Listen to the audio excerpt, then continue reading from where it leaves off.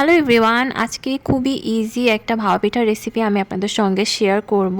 তো অবশ্যই আপনারা ফুল ভিডিওটা দেখবেন আর আমার এই ছোটো চ্যানেলটিতে প্লিজ একটি সাবস্ক্রাইব করে দেবেন। আর ভিডিওটা ভালো লাগলে কিন্তু লাইক কমেন্ট শেয়ার করতে একদমই ভুলবেন না।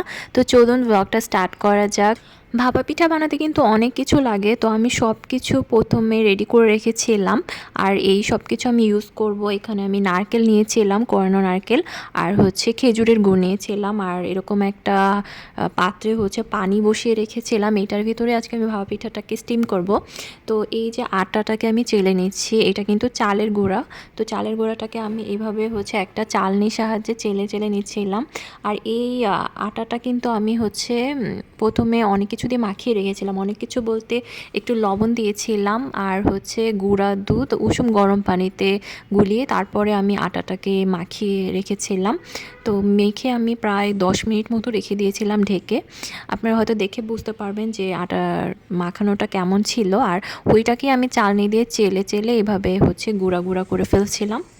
তারপরে একটা ছোট্ট বাটির মধ্যে করে আমি চালের গুঁড়াটা নিয়ে, যে ভাপা পিঠা যেভাবে আর কি করে ওইভাবেই আমি এটাকে সেট করে নিচ্ছিলাম।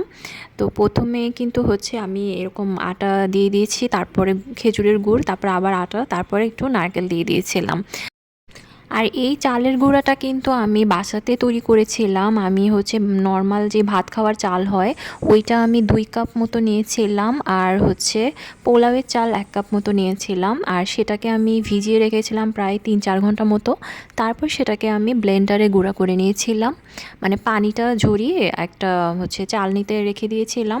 তারপর ওটা একটু যখন শুকিয়ে গিয়েছিল তখন আমি ব্লেন্ডারে ব্লেন্ড করে চালের গুঁড়া করে নিয়েছি। তারপর আবার চালনি দিয়ে চেলে আমি এরকম আটা বানিয়ে নিয়েছিলাম, আর সেইটাকেই আমি পিঠা বানানোতে ইউজ করেছি। আপনারা চাইলে বাজারে থেকে আতপ চাল কিনে সেটাও গুঁড়া করে নিতে পারেন, মেশিনে গুঁড়া করতে পারেন, যেভাবে মন চায়। তবে আমার যেটা মনে হয়, যদি আপনি চালটাকে একটু ভিজিয়ে রাখেন তারপরে যদি গুঁড়া করেন তাহলে ভাপা পিঠাটা একটু ভালো হয়, সেট হয় ভালো করে। না হলে ভাপা পিঠা বানাতে গেলে কিন্তু পিঠা ভেঙে যাওয়ার পসিবিলিটি থাকে। তো আর আটাটা মাখানোর সময় কিন্তু অবশ্যই একটু উষুম গরম পানি ইউজ করা ট্রাই করবেন। আর গুঁড়া দুধ ইউজ করলে তো আরোই ভালো, খেতে মজা হবে। আর পোলাওয়ের চাল দিলে সেটাও একটা খুব ভালো স্মেল হবে। তো আমি এইভাবে দেখতে পেলেন যে একটা ওই আটা চালার যেই চালনি সেইটার মধ্যেই আমি 3টা করে পিঠা দিলাম। এরকম নরম সুতি কাপড় ভিজিয়ে আমি ওইটার মধ্যে করে করে এভাবে বসিয়ে দিলাম। তারপরে ওই যে আমি যেই পাত্রতে পানি রেখেছিলাম ওই পাত্রের উপরেই চালনিটা দিয়ে তারপরে একটা ঢাকনি দিয়ে ঢেকে তারপরে এই যে প্রায় 5-6 মিনিটের মতো রেখে দিয়েছিলাম। তো এভাবে পিঠাটা রেডি হয়ে যায়। আর ভাপা পিঠাটা কিন্তু খুবই সুন্দর হয়েছিল, খেতেও বেশ মজা হয়েছিল। আর এটা কিন্তু ভেঙে যায়নি, যদিও একটু ক্র্যাক করা দেখা যাচ্ছে, কিন্তু এটা কিন্তু ভাঙেনি, এটা আস্তই ছিল। তো সবাই খেয়ে খুবই প্রশংসা করেছিল। আর আমি এভাবেই ভাপা পিঠাটা বানাই, একসাথে অনেকগুলো করে দেই, কারণ একটা একটা করে দিতে গেলে অনেক সময় লাগে। আর এমনিতেই তো ভাপা পিঠা বানাতে বেশ ঝামেলা হয়, কারণ চাল গুঁড়া করতে হয়, তারপরে আবার চালটাকে মাখাতে হয়, আবার অনেক কিছু লাগে। আর একটা একটা করে করা আসলে অনেক ঝামেলার।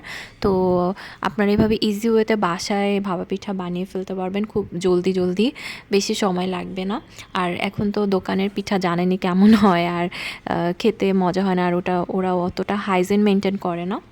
তো এইভাবে বানিয়ে ফেলতে পারবেন। তো এইটাই ছিল আজকে আমার ভিডিও, আশা করি আপনাদের ভালো লেগেছে।